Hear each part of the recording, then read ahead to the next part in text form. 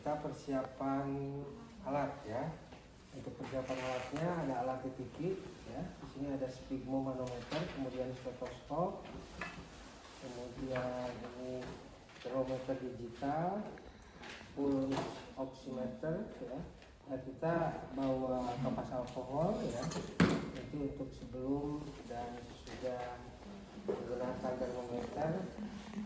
Ini kita juga bawa bengkok. Nah, kemudian kita pemeriksaan kepala ya, kita ada pen light ya, kemudian ada sederan cat.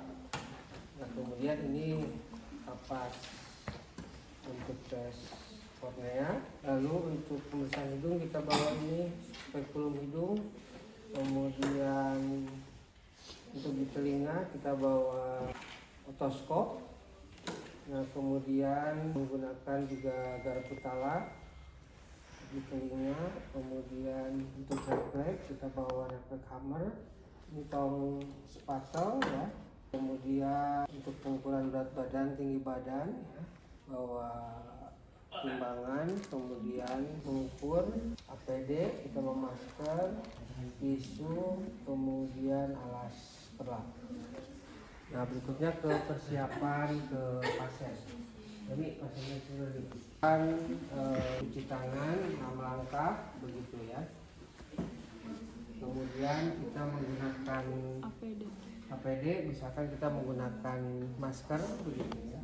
Kemudian memperkenalkan diri ya. Selamat pagi, perkenalkan saya Gali, saya perawat yang hari ini akan melakukan pemeriksaan kepala sampai ujung kaki. Tujuan dari pemeriksaan ini adalah untuk mengkaji ada tidaknya kelainan pada bagian tubuh jari ya. Untuk waktunya 50 menit ya, bisa dimulai sekarang. Oke. Berikutnya untuk posisi disesuaikan dengan kondisi pasien ya. Jadi kalau pasien bisa duduk atau pasien hanya bisa tiduran ya, disesuaikan dengan kondisi pasien begitu ya. Nah, kemudian kita pelaksanaan ya, kita cek gelang identitas pasien ya. Bisa disebutkan nama dan tanggal lahirnya. Saya Jari Agung Gumilang, tanggal lahir tanggal 30 bulan 6 2006. Nah, sekarang tanggal berapa? Tanggal 4. Tanggal 3 Pak. 3 ya. Hari apa? Hari Jumat. Sedang berada di mana? Rumah sakit. Bisa disebutkan nama presiden RI sekarang? Prabowo. Jadi itu untuk tes kesadaran ya. Jadi kita mengorientasikan apakah pasien ini orientasi terhadap waktu, tempat, dan orang begitu ya. Nah, berikutnya kita lanjutkan ke pemeriksaan TTP, pemeriksaan tekanan darah. Kita tutup si anginnya ya, kemudian kita raba arteri brachialis, kita pompa sampai limitannya itu tidak teraba. Kemudian kita tempelkan stetoskop ya, kemudian kita pompa lagi tambah 30 mm lagi. Kita kembuskan ya,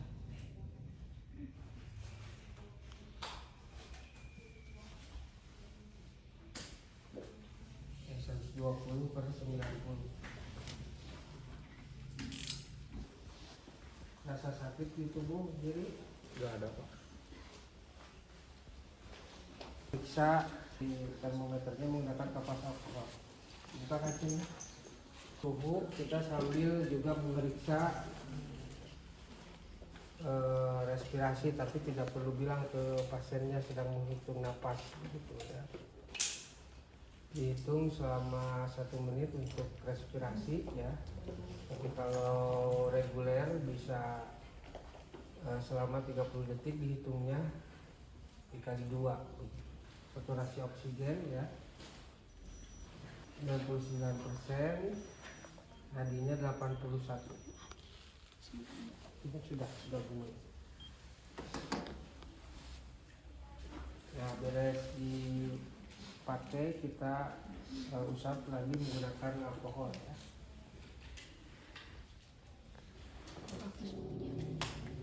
Nah, berikutnya pemeriksaan berat badan tinggi badan ya.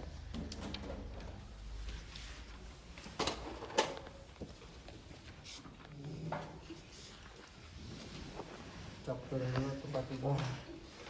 Apa? Cok, coba sih nanya Pak. Kalau untuk lupa. Tinggi badannya berapa? 175 lebih. 175. Sok dihitung berat badannya 90 kilo. Kemudian tinggi badannya 175. Dihitung IMT-nya. Sampai 30 itu berat badan berlebih, belum masuk obesitas. Namun kondisi kulit begitu ya, warna kulit, kemudian kelembaban kulit, tekstur, turbornya, terus warna abnormal dari kulit begitu ya, apakah ada cyanosis atau ada kuning, jaundice atau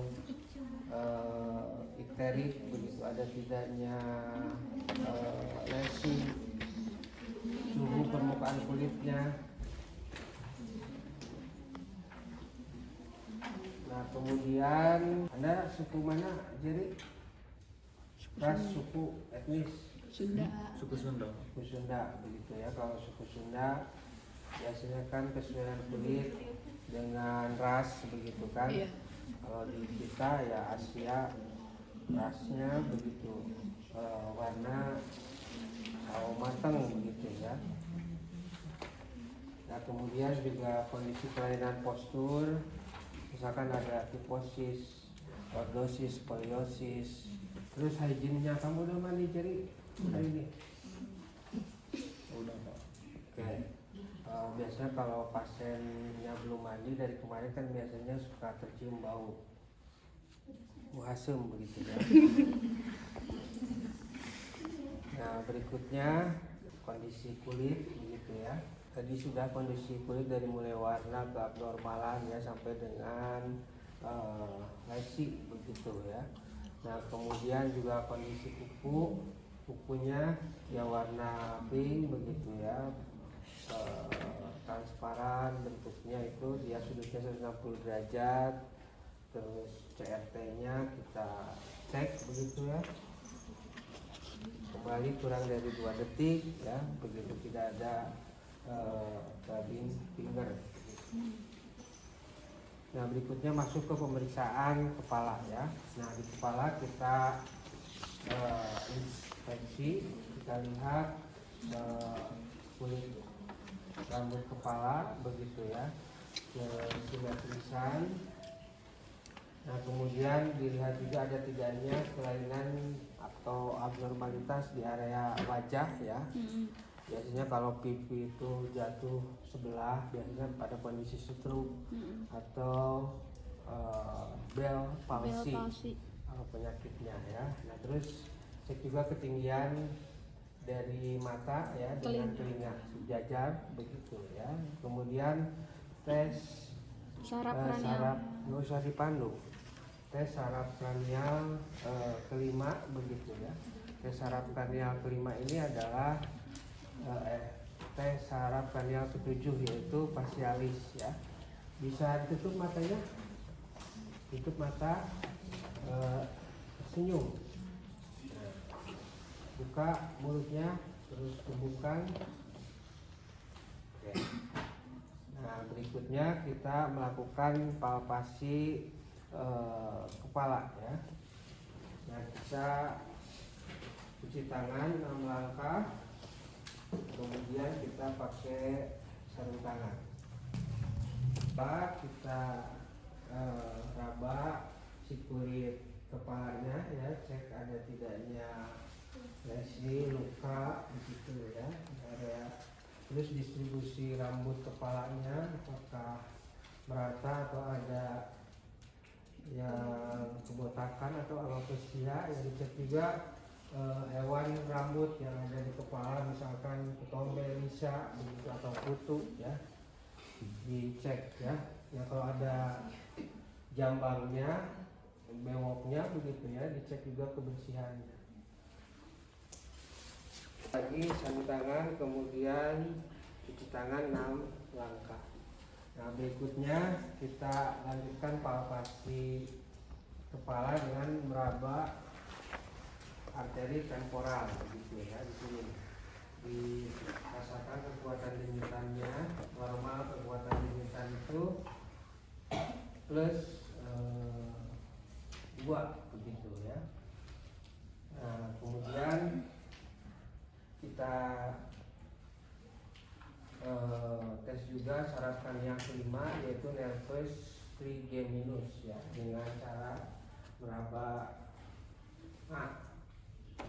otot pengunya di pipi ya. Nah, kemudian di sini temporomandibular joint tutup. Nah, nggak ada gravitasi ya. Nah, kemudian kita palpasi juga di sini sinus frontalis di atas alis mata. Ada sakit nggak arteri? Yaitu pemeriksaan dari kepala ya, termasuk juga wajah. Begitu tadi kan ya, di wajah itu tadi abnormalitasan di wajah ya. Kalau pipi jatuh tidak simetris itu biasanya pada kondisi penyakit apa? Stroke Atau Bell palsi ya, dan tidaknya pembekakan, kemudian bentuk wajahnya begitu ya. Nah, kemudian setelah kepala kita masuk ke mata begitu ya.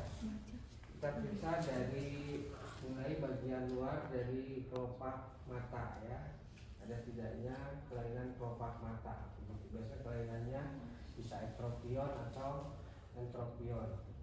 Nah, kemudian lihat juga bola mata ya, bola matanya kalau masuk ke dalam biasanya tandanya dehidrasi. Kalau dia mau keluar bola matanya itu biasanya exophthalmos gitu ya, atau kondisi pada hipertiroid.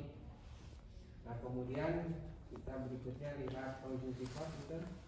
Nah, dibuka konjungtivanya terlihat merah muda ya. Itu juga di sekitarnya banyak pembuluh darah. Dan biasanya kalau yang hipertensi itu kalau lagi tinggi tekanan darahnya, biasanya ada pendarahan begitu di area sekitar konjungtivanya begitu ya. Jadi bukan merah karena kurang tidur kalau orang hipertensi ya, karena dia ada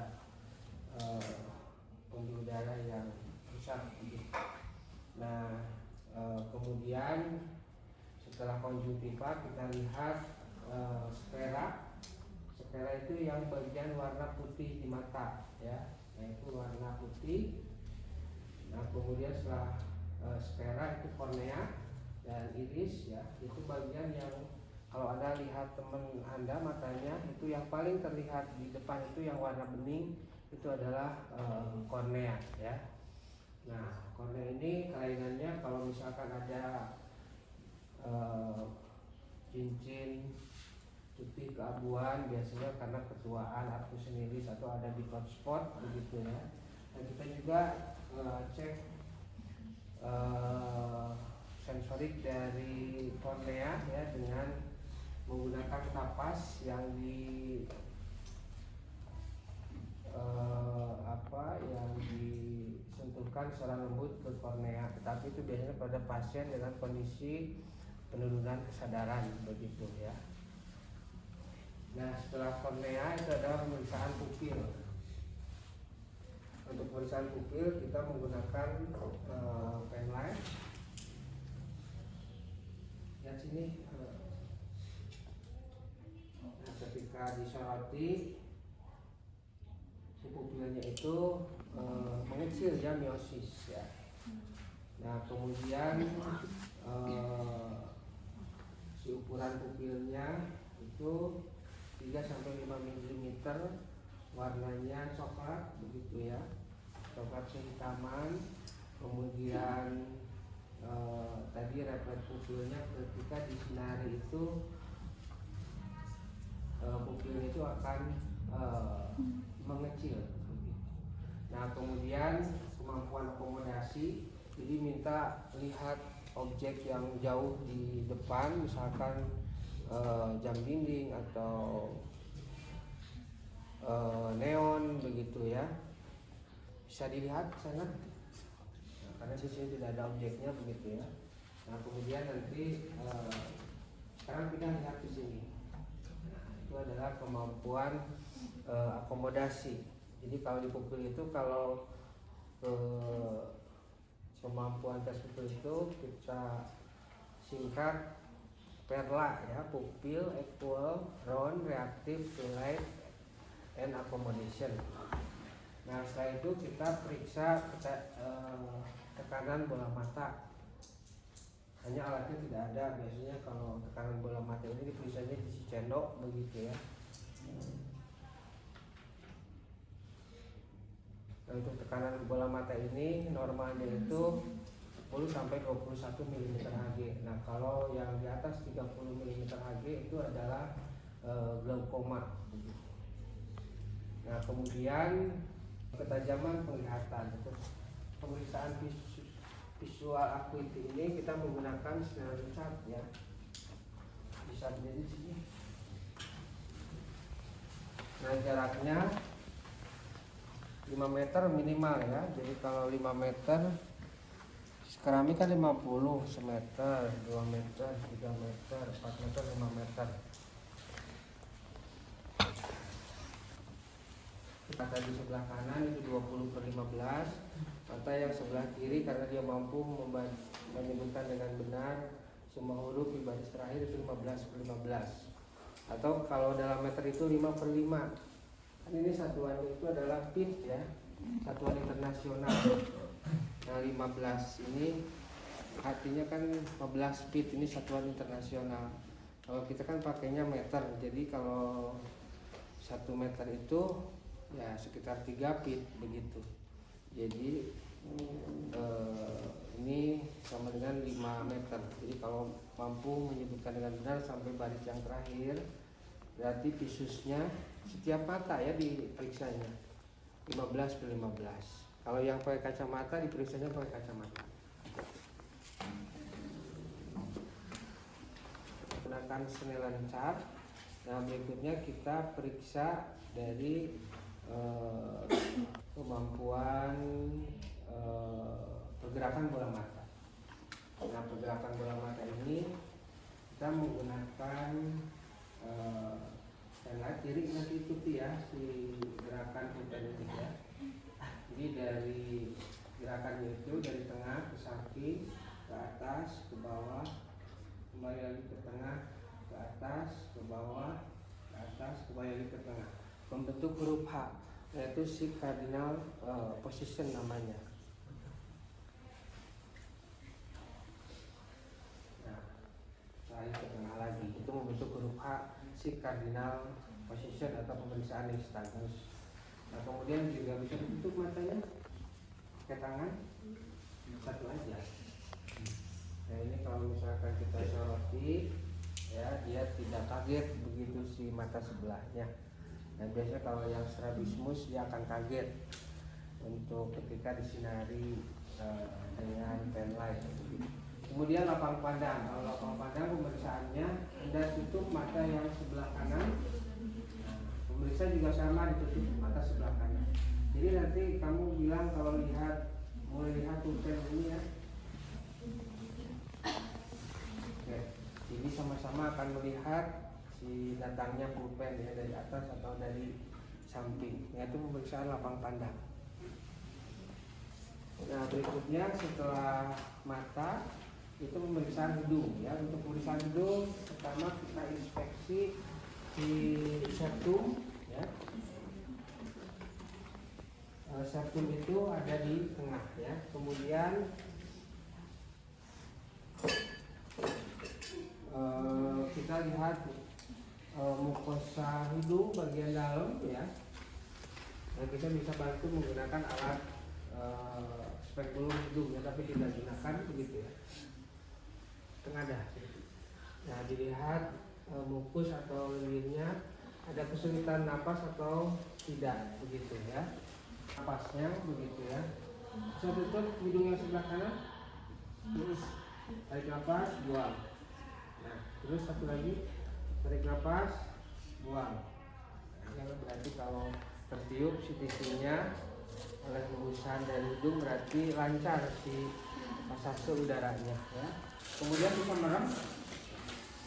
Kita tes nervus ke-1 ya, olfaktorius. Merem. Ya tutup matanya. Jadi pasien jangan sampai tahu kita mau mendekatkan minyak. Ya, ini bisa ditebak bau apa ini?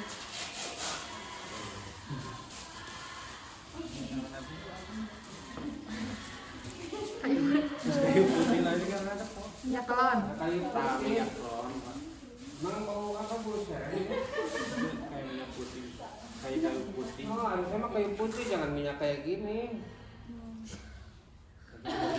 Enggak, kita gunakan vanila begitu. Jangan ambil yang minyak telon yang enggak umum begitu.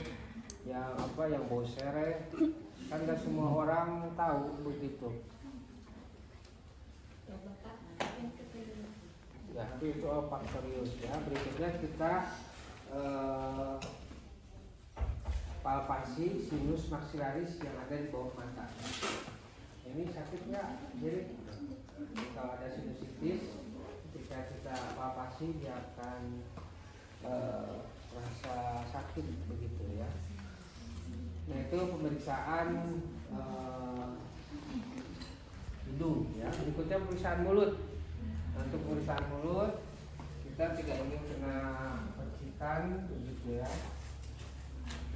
Jadi kita pakai sarung tangan ya, kita cuci tangan 6 langkah, kemudian kita pakai sarung tangan luar begitu ya, dari bagian luar yaitu bibir begitu. Lihat kalau di bibir ada tidaknya sianosis kebiruan begitu ya.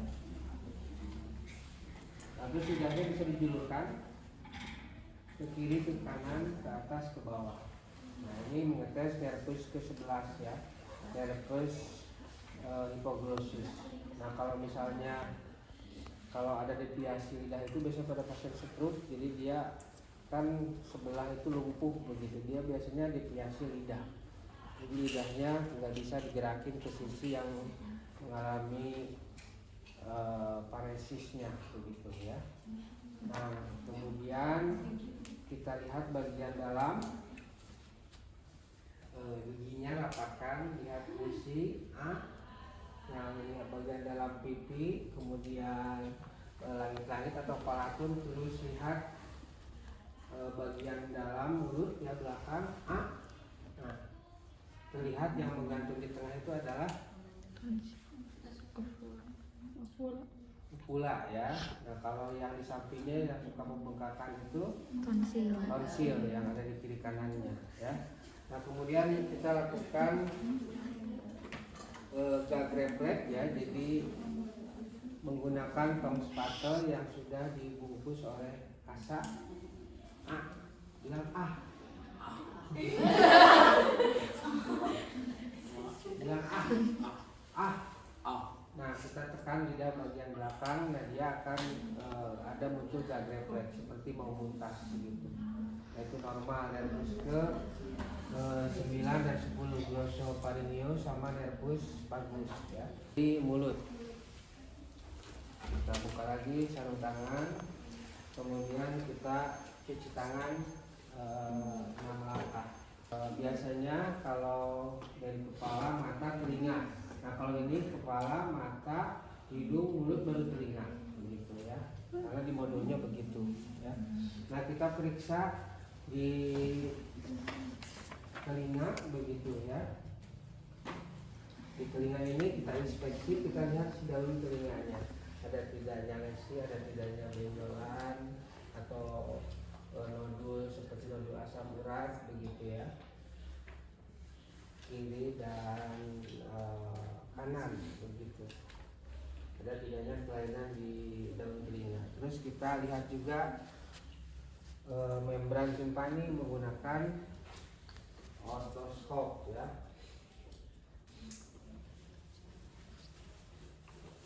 Ya.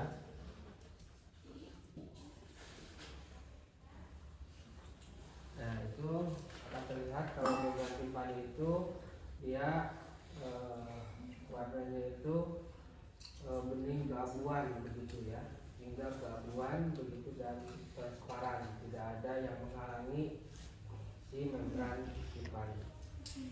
Nah kemudian kita lakukan tes pendengaran ya.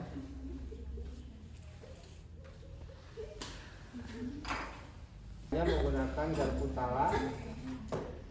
Jadi ada tes Line, ada tes Weber ya. Jadi caranya kita ketukkan ke permukaan tangan.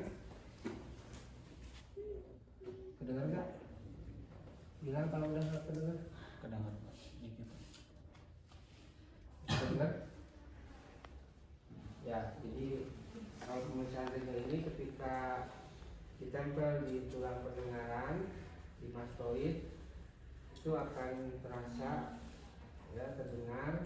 Nanti minta ketika udah nggak terdengar pindahin ke ini, ke depan telinga. Itu pemeriksaan Line. Kalau pemeriksaan Line itu membandingkan antara tulang dengan antara udara. Jadi ketika dipindah dia akan masih tetap dengar. Line. Kemudian yang kedua Weber. Apakah untuk mengetes adakah lateralisasi begitu ya? Getarannya sama nggak dengan telinga kiri kanan? Nah itu ya. Jadi kalau misalkan ada halangan biasanya getaran itu lebih kuat ke salah satu telinga. Nah lalu kita periksa kalau tes jam detikan mah, suara jam detikan udah nggak ada sekarang ya. Kita untuk telinga ya, jadi kita raba si daun telinganya di calyxnya di sini, terus mastoidnya juga kita raba begitu, tidak ada kelainan ya. Kemudian juga kita tes nervus ke-8, tes tubulo cochlearis ya, tes tubulo cochlearis dengan cara jadi kamu bisa mengulang kata yang saya berikan ya. Jeruk apel. Nah itu melon nanas. Melon nanas. Jadi kita periksa untuk masing-masing telinga begitu ya. Jadi ketika kita periksa telinga yang sebelah kiri, kita tutup telinga pasien yang sebelah kanan. Terus mulut kita juga kita tutup supaya si pasien ini tidak membaca gerakan bibir kita. Nah itu pemeriksaan telinga begitu ya.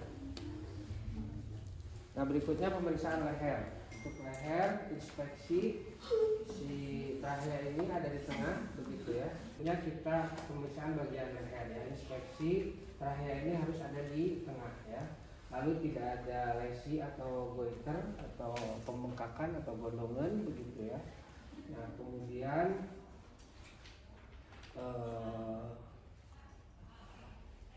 bisa gerakan lehernya ke kiri, ke kanan, ke atas, ke bawah, ke atas nggak ada, terus noleh ke kanan. Nah kita lihat juga di sini ada tidaknya peningkatan pulsasi juguler ya, karena juguler dilihat. Nah kalau biasanya akan terlihat itu pada pasien yang gagal jantung begitu, dia akan denyutannya kelihatan. Sudah cukup. Nah bisa didorong ke atas. Nah ini untuk mengetes kalau leher itu nervus ke-12 accessorius ya.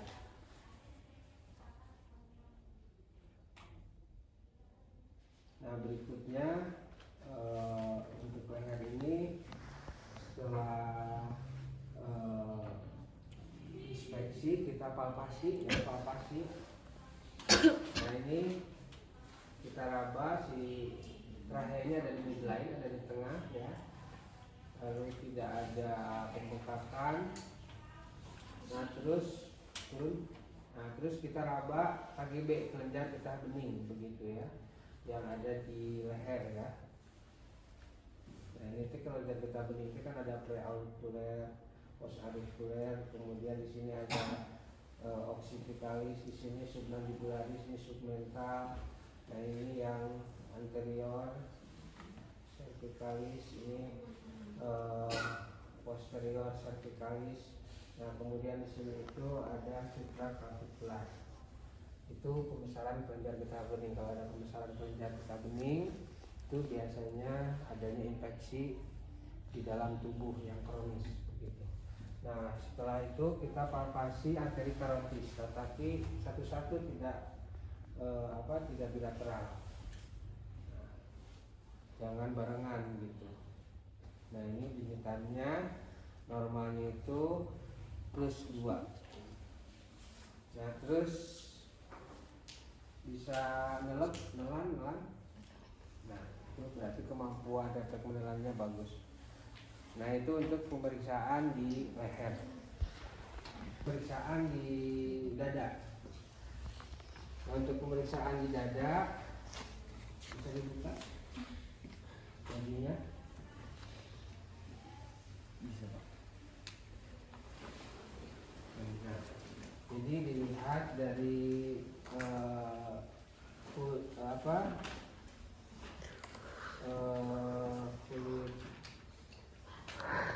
dadanya ya, bentuk dadanya juga. Nah kemudian ada tidaknya kesulitan bernapas atau retraksi otot-otot bantu napas. Jadi kalau dia napas ikut berupaya begitu si dinding dada. Nah itu retraksi dada. Kemudian kita ukur juga si diameter ini ya, diameter antero posterior lateral begitu ya. Nah ini kalau lateralnya di sini berarti perbandingannya itu adalah 2:1 ya. Dan kemudian kita setelah inspeksi dada, kita palpasi dada. Nah untuk palpasi dada kita tempelkan telapak tangan di dada kiri kanan pasien begitu ya. Bisa pas? Wah, jadi ketika dia tarik nafas, nah membusuk nafas, jadi dia gerakannya ketemu si jempolnya. Nah itu berarti simetris. Terus bisa bilang 77. Nah getarannya sama terasa di kedua tangan. Nah kemudian kita coba juga di sini ictus cordis. Ictus cordis itu adalah puncak dari si jantung. Nah setelah palpasi dada kita lanjutkan perkusi ya. Nah kalau perkusi dari sini ya, ngetuk kencang.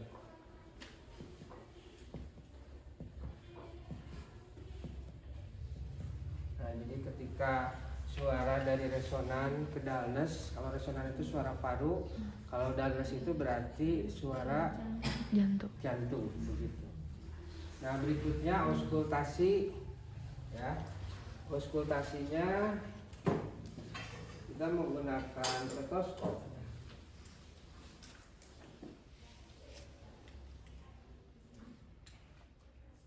Nah jadi kita dengarkan bunyi jantung S1 S2 di ICS kedua kanan.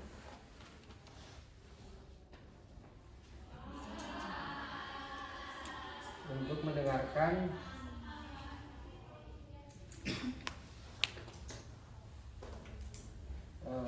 aorta, kemudian ICS 2 kiri.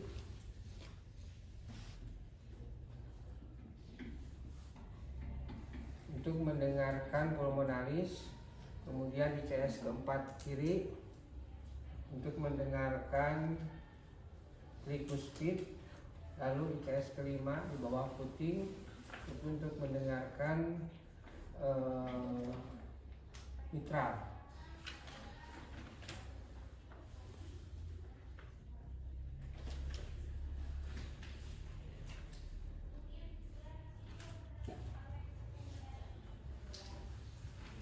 Nah, dengarkan denyutan jantung selama 1 menit ya. Itu namanya itu PMI, point maksimum impuls. Jadi kita bisa cocokkan dengan denyutan yang ada di arteri radialis di tangan.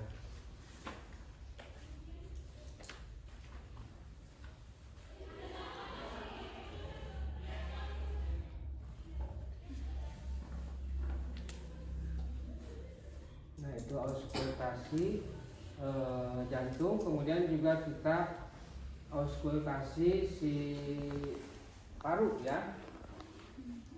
Auskultasi paru, lobus paru atas, lobus paru kanan yang tengah, lobus paru kanan yang bawah. Kalau yang kiri itu hanya 2 lobus atas bawah aja. Nah, periksa juga ada tidaknya suara napas tambahan ya, yaitu fretless dibuka. Juga kita periksa bagian paru bagian belakang ya, di bagian punggung. Dibuka Pak. Buka. Nah, kita dengarkan dari fretless, kemudian wheezing, terus berarti singkat sama stridor. Nah, di sini kita tarik nafas, buang, tarik nafas, buang, tarik nafas, buang, tarik nafas. Ya, itu yang sama, yang kanan juga diperiksa begitu. Kita juga begitu. Ya, pemeriksaan di abdomen ya. Bisa tidur ya. Nah, untuk abdomen sistematikanya khusus berbeda ya. Jadi habis inspeksi itu auskultasi dulu, baru palpasi dan perkusi. Nah, kita lihat bentuk perutnya ya, bentuk perutnya datar, buncit, atau ada penumpukan cairan ya, seperti asites begitu ya. Terus kalau ada luka operasi, ada drain, ada stoma ya. Kalau stoma itu yang buat keluar feses lewat dinding perut ya. Tadi perhatikan nanti kantung stomanya. Nah, terus ada tidak nyaman, ada nyeri nggak di perut? Nah, kemudian lihat juga di dekat pusar ini dia ada namanya pulsasi dari aortic arteri ya. Nah, terus kita tanyakan dulu kapan terakhir BAK, BAB tadi pagi lancar? Lancar. Kalau cewek ya kita tanya apa menstruasi gimana ya, teratur atau tidak. Kalau ada ini juga kan, kalau bisa juga di genital juga pemeriksaannya. Cuma kita kalau pasiennya tidak mau diperiksa, kita tanyakan begitu ya. Jadi sekalian dengan pemeriksaan area genital, tetapi nanti kita akan lakukan khusus untuk pemeriksaan genitalnya ya. Nah, kalau ada terpasang kateter begitu ya, lihat apakah si urin bagnya penuh atau tidak, warnanya ada darah atau tidak begitu ya. Nah, kemudian kita lanjutkan setelah inspeksi, kita auskultasi dulu. Jadi auskultasi ini kita bayangkan perut ini dibagi menjadi 4 kuadran ya. Jadi ada garis vertikal, garis horizontal membagi kuadran kanan bawah, kanan atas, kiri bawah. Nah, kita dengarkan di kuadran kanan bawah dulu.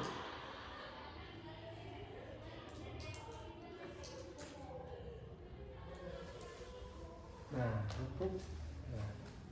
dihitung selama 1 menit di semua kuadran menggunakan diafragma dari stetoskop. Normalnya itu 8-12 kali per menit.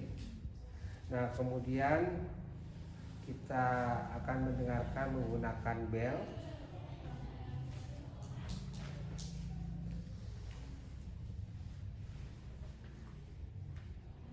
Nah, kita dengarkan aortic artery, arteri renalis, iliac arteri ya. Terus kalau arteri femoralis dia di sekitar selangkangan jika perlu saja itu ya.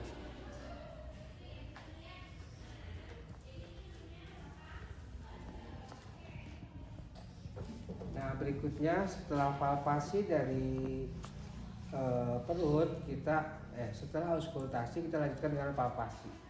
Nah, palpasinya kita raba, ada sakit, ada nyaman, ada masa, ada benjolan atau tidak, hati-hati nanti kalau ada luka sayatan operasi ya. Jadi kalau palpasi dangkal itu kita tekan 2 cm, tapi kalau palpasi dalam ya kita tekannya pakai 2 telapak tangan bertumpuk begitu ya.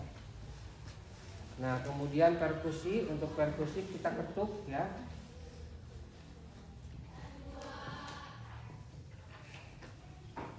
Jadi dari atas itu timpani, nah ke bawah itu dalnes. Nah, nanti minta ini miring. Sini. Nah, ini sebelum itu belum yang benar kepala.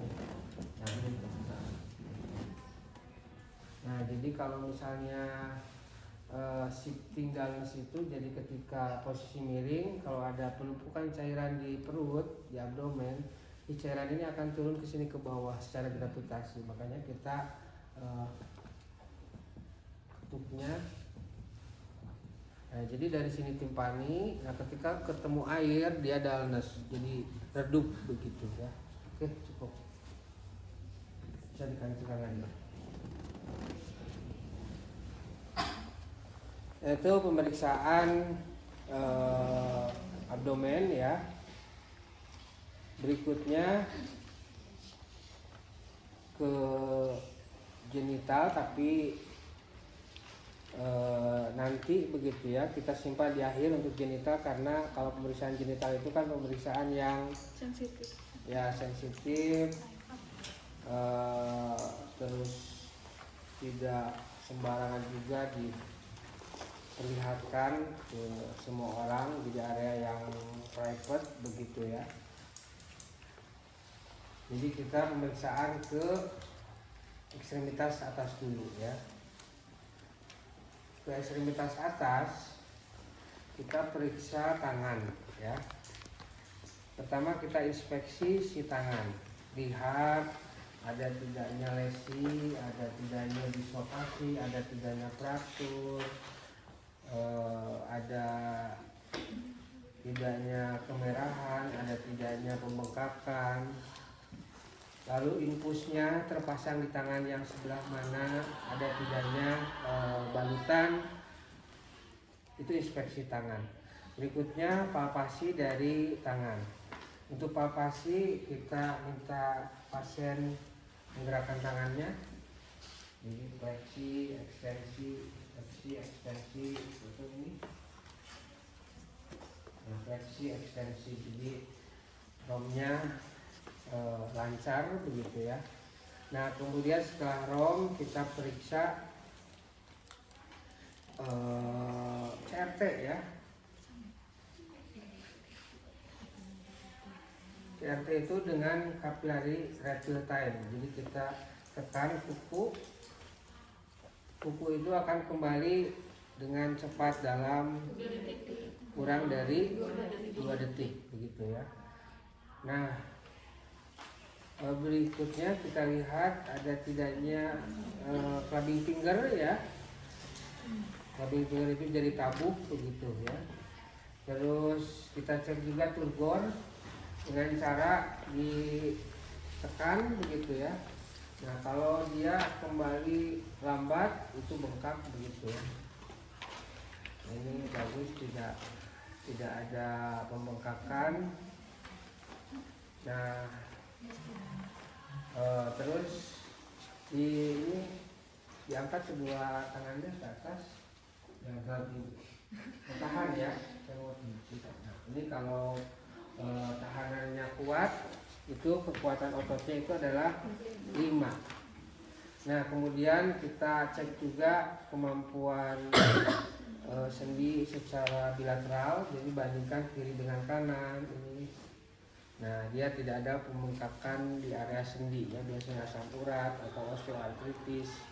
Nah, dia akan bengkak di salah satu sisi tangan begitu ya. Nah, kemudian bisa berdiri. Nah, bisa tutup matanya. Nah, terus angkat tangannya dua-duanya ke atas. Nah, tenang. Tahan selama 10 detik ya. Nah, ini kalau yang orang sudah cukup. Kalau orang yang stroke, dia ketika angkat itu dia akan drop begitu si tangan. Jadi ini tes raise hand begitu ya. Nah, kemudian kita periksa refleks ya di tangan. Ada refleks bicep ya. Nah, di sini bicep ya. Nah, kemudian refleks tricep ya. Nah, kemudian refleks ini brachioradialis ya.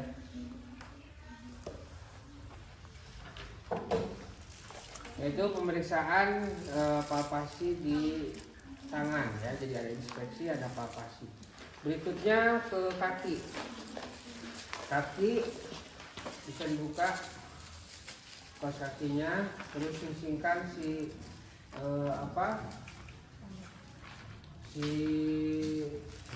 celananya satu aja ke atas lutut. Bisa. Hah? Bisa ke atas lutut.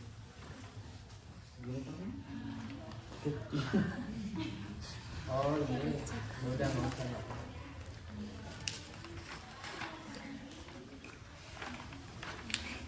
Sempit ini celananya. Jadi kita pertama di kaki ini kita inspeksi ya, inspeksi si kulit kaki ya, terus si rambut kaki, terus ada tidaknya kemerahan, ada tidaknya pembengkakan. Ini paling sering ini paling banyak itu di kaki itu adalah pembengkakan atau udem ya, jadi baru begitu. Jadi bukan baru karena inflamasi tapi karena penumpukan cairan. Biasanya pada pasien yang gagal jantung, gagal ginjal, bengkak begitu, udem itu penumpukan cairan di kaki biasa paling sering ya. Terus ada tidaknya, ada nyeri kan di kaki, ada tidaknya kalau pembengkakan, kalau asam urat lagi kumat, nah biasanya itu baru inflamasi itu ya, yang dia susah jalannya begitu. Kalau lihat dampal kakinya, nah dampal kakinya diperhatikan juga ada tidaknya luka, atau biasanya kalau pasien baru datang itu kotor begitu ya. Tapi kalau pasien sudah dirawat lama, dampal kakinya biasanya bersih, berarti perawatnya merawat dengan baik begitu ya. Nah, itu inspeksi. Nah, berikutnya kita di tangan, nabata ya, kemudian kita pakai sarung tangan.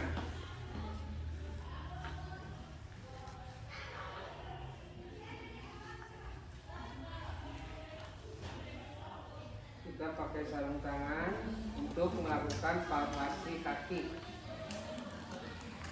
Jadi kan kalau pakai kaki pasien kotor kita pakai sarung tangan begitu ya.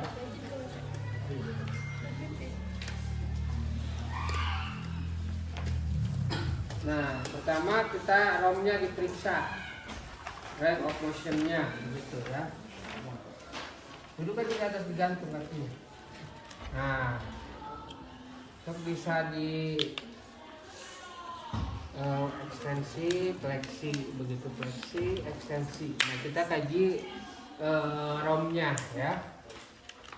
Nah, lalu habis itu kita palpasi ini arteri poplitea di sini nih, di bawah lutut secara bilateral. Ini raba denyutannya.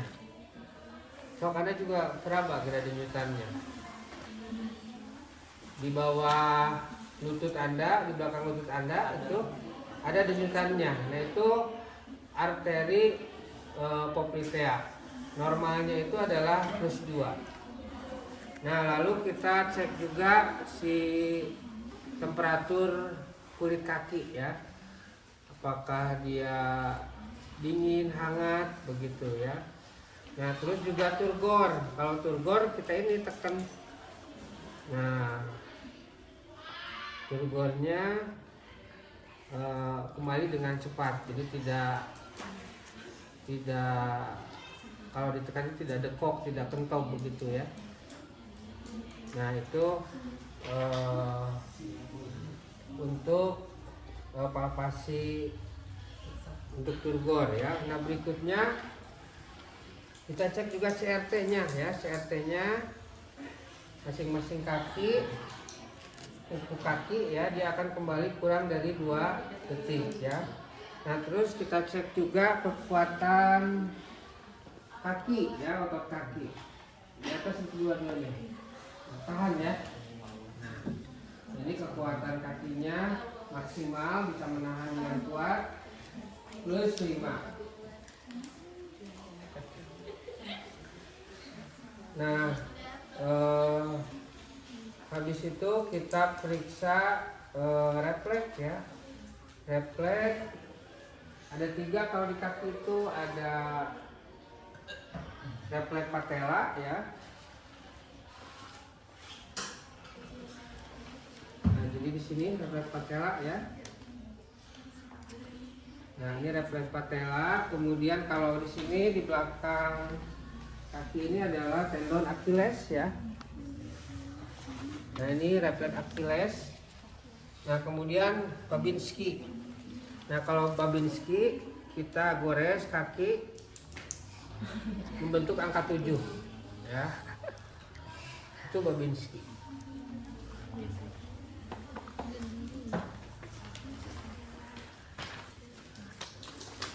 Nah, kita buka sarung tangan, cuci tangan. Nah, berikutnya memeriksa tangan, kaki, punggung begitu ya. Jadi sebenarnya waktu tadi pemeriksaan auskultasi dada juga kita sudah diperiksa bagian punggung begitu ya. Cuma kalau setelah yang itu teh bagian belakang di bawah punggung begitu, biasanya untuk melihat ada tidaknya ini luka dekubitus begitu ya, pressure ulcer. Ya, itu tadi saya kelewat benar. Kan karena tadi terakhir kita mau pemeriksaan genital, jadi kita lanjutkan dengan pemeriksaan genital. Untuk pemeriksaan genital ini kita cuci tangan begitu ya. Kemudian kita pakai sarung tangan ya, karena kalau misalkan di area genital ini banyak kemungkinan penyakit infeksius ya, penyakit kelamin, penyakit menular seksual.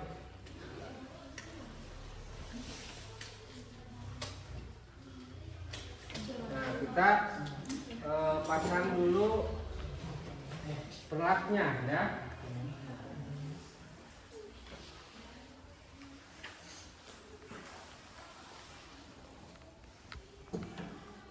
Ibu maaf Bu ya, diangkat bokongnya.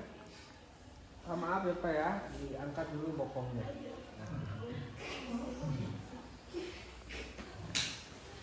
Untuk pemeriksaan genital ini kita mulai dengan inspeksi ya. Inspeksi keadaan kulit begitu ya. Nah, kulit di area genital, lalu area perineum ya. Kemudian di anus. Kan biasanya kalau area anus warna kulitnya lebih gelap dibandingkan yang lainnya kan. Itu normal begitu. Nah, kemudian kita inspeksi discharge, ada tidaknya keluaran begitu ya, apakah ada cairan lendir, keputihan begitu kalau pada wanita. Kalau pasien cowok misalnya dia basah karena dalamnya begitu misalnya ya. Nah, kemudian cek ada tidaknya pendarahan ya. Pendarahan biasanya kalau pendarahan abnormal itu bisa dikencing, dia misalkan habis operasi prostat, warna urinnya itu jadi ada kemerahannya begitu ya. Nah, ada kalau pada wanita mah normal kan, setiap bulan itu pendarahan rutin itu menstruasi begitu ya. Jadi harus dibedakan gitu. Nah, terus inspeksi juga area anus begitu ya. Ada tidaknya hemoroid begitu ya. Nah, jadi kalau ada hemoroid dia ada benjolan atau bengkak begitu ya. Atau dia ada darah, ada lendirnya juga biasanya kalau lagi kumat itu ambeyennya ya. Ada lecet di sekitar anusnya begitu. Ya karena lendir tadi yang mengiritasi ke kulit. Nah, habis inspeksi kita palpasi begitu ya. Untuk palpasi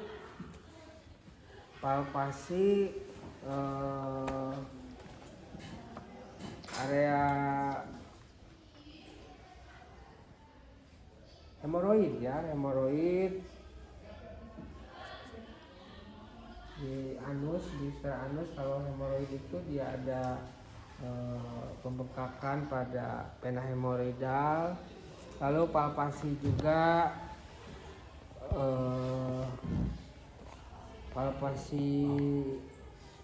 juga KGB ya, kelenjar getah bening yang ada di sini nih, di dekat selangkangan inguinal ya, KGB inguinal. Ada pembengkakan atau tidak. Nah, kemudian femoralis, arteri femoralis kita raba juga di selangkangan ya. Itu tempat kalau misalkan ngambil darah arteri itu di situ, di arteri femoralis begitu. Lalu inguinalis. Nah, kalau inguinalis itu dia celah yang kalau misalkan pada orang yang celahnya itu lemah itu bisa ditembus ya, ditobros begitu ya. Jadi si usus itu bisa turun ke sini, ke skrotum, atau istilahnya itu hernia inguinalis ya. Nah, harusnya kalau normal itu ya isi dari skrotum ini adalah 2 buah testis. Nah, kalau jadi besar menggantung begitu besar, yaitu yang hernia inguinalis itu isinya di sini jadi usus begitu ya. Nah, biasanya kalau pasien lagi tiduran itu si ususnya itu bisa dikembalikan lagi ke dalam begitu ya, jadi mengecil lagi. Tapi kalau lagi berdiri ngeberosot sini ke bawah begitu ya, jadi turun berok disebutnya ya. Nah, terakhir untuk palpasi rektum ya. Jadi kalau palpasi rektum kita pakai jari dimasukkan ke dalam anus ya. Jadi kita kasih jeli dulu, minta pasiennya Pak tarik nafas, Nah, kita masukkan jari kita, kemudian kita raba nanti rasakan ukuran dari prostat. Nah, biasanya pada orang yang ada BPH, pembesaran prostat, benigna prostat hiperplasi, nah bisa teraba di sini dengan cara yaitu colok dubur, atau istilahnya itu apa kalau colok dubur? DRE ya, digital rectal examination. Nah, ini kita pakaikan lagi celana pasien begitu ya.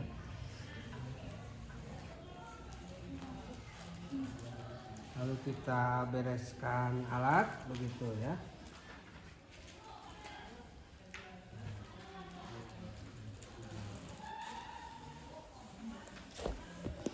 Jadi sini lagi jadi.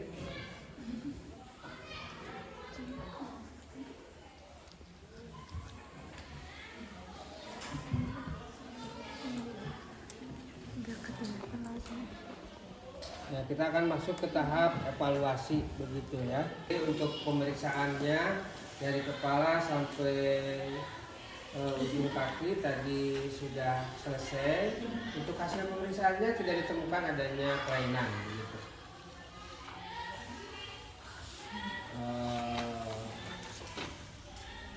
Untuk pemeriksaan secara keseluruhannya sudah selesai. Jadi bisa istirahat kembali ya. Saya izin pamit ya. Assalamualaikum. Nah, kemudian kita bereskan alat ya. Kemudian kita